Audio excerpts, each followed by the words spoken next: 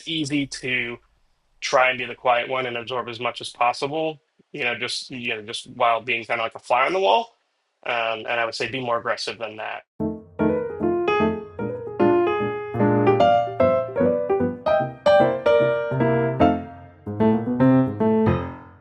First of all, Martin, congratulations on 5 years at Point of Rental.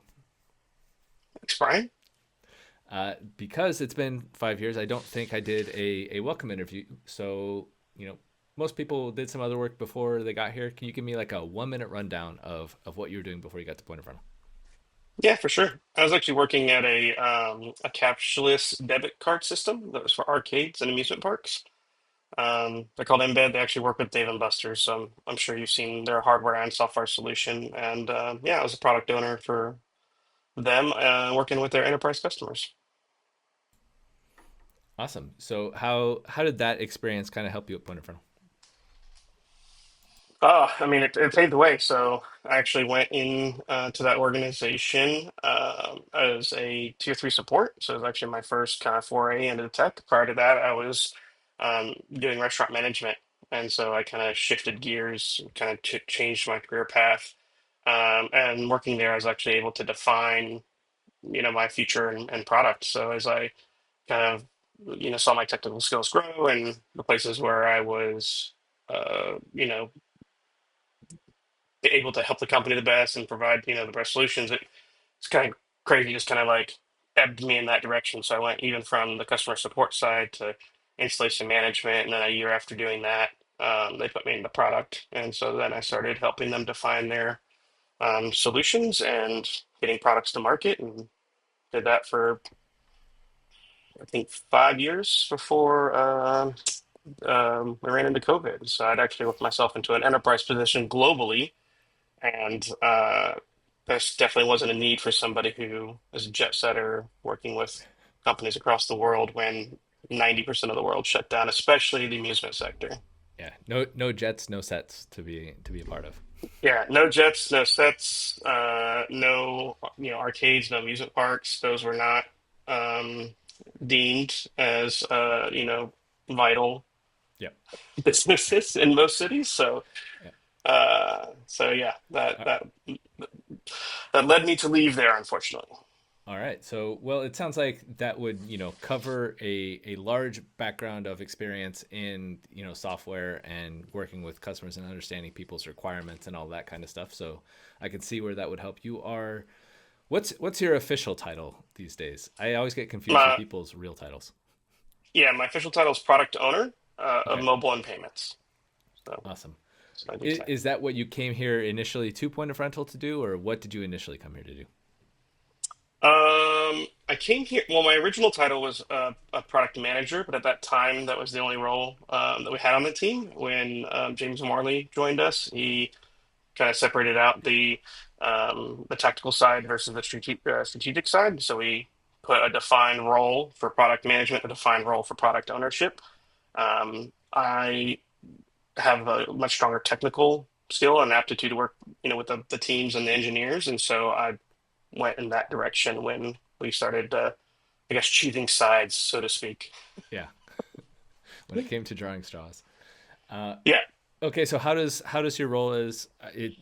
It sounds like you explained it a little bit that it's a bit more technical, but how does the product owner role? Basically, what do you do there? Yeah. So we effectively, from the strategic standpoint, so like PM would collaborate with their stakeholders, customers, define our roadmap, and then from there, that effectively gets handed to me to help work with the team in determining how we're going to do it, when we is best to do it, what the effort's going to be for us to do it, and kind of finalize those decisions and make sure that we do want to move forward with it.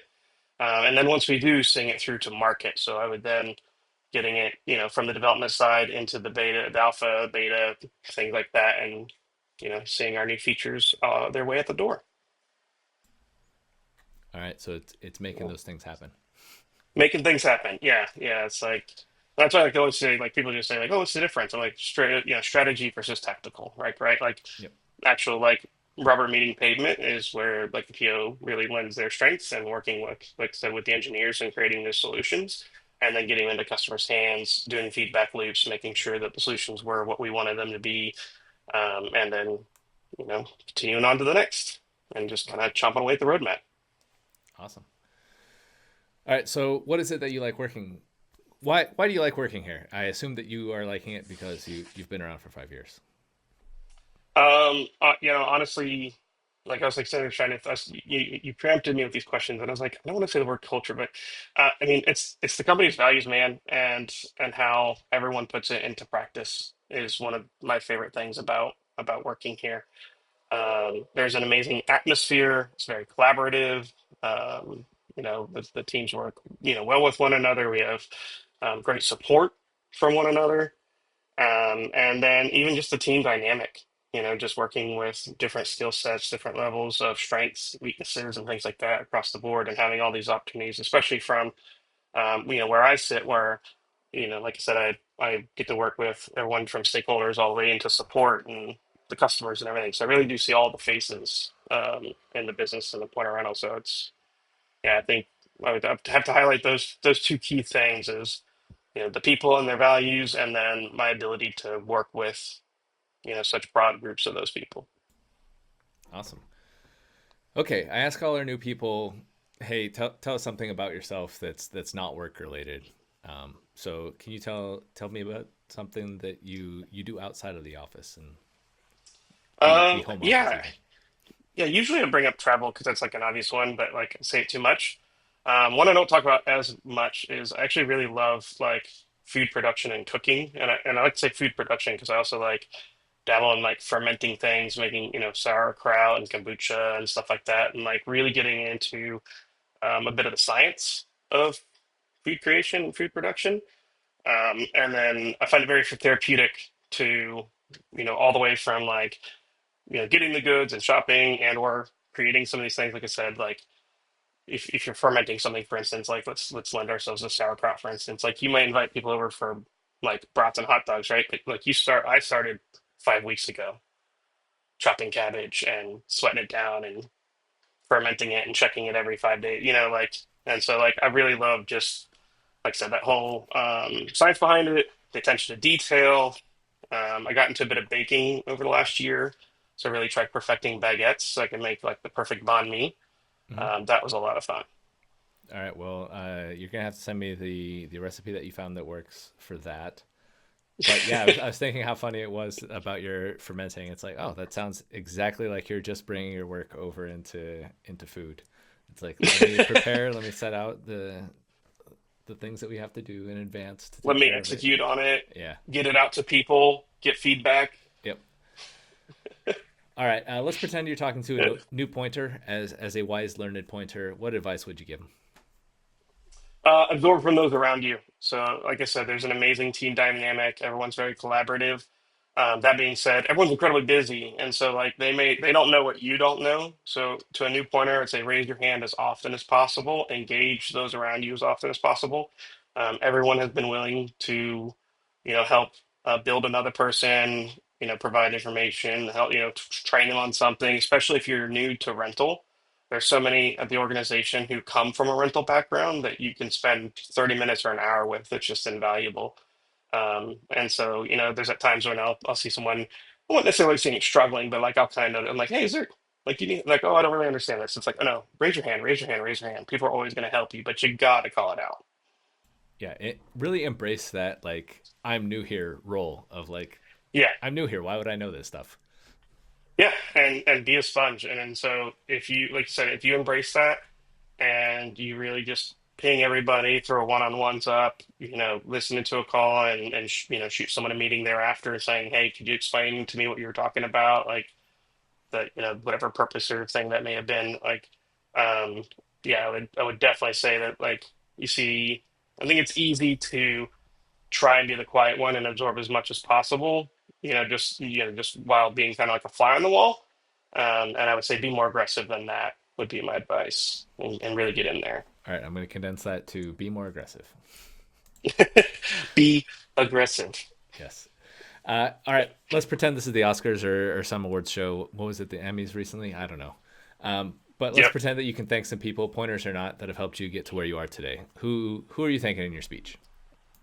I mean, like you're always gonna start with your mom and dad, right? Like you wouldn't be here without them. But if I was gonna actually speak towards like my professional and personal growth, it'd be my older brother John. He and I, it's kind of interesting. We almost like mentor one another, and so depending on what aspect of our life we're in, like one will, lend their knowledge to the other at that time. But we talk regularly. Something like I said, sometimes it's professional, sometimes it's personal, sometimes it's even using professional traits against personal things. Like I actually had shared with him a number of years ago, like the like Scrum training and how like you apply that facet and the agile methods. Like it's really like a great life practice too, right? Like to just think about like what's the most important thing I could be doing right now. Let's chop away at that. What's the minimum viable thing to get there? And really not, letting your life itself even scope creep. And I remember having that conversation with him. And so, yeah, so we share things a lot with one another. He comes from an interesting background. He's actually um, a CIO at a college, so he has a technical background, but he's also a pastor and a leader of a church. So I find that my conversations with him, I get to pull more than just what I would maybe out of a professional friend or colleague or something out of those conversations. And like I said, get more into the personal and at times spiritual part of it and grow myself in every way possible. Yeah.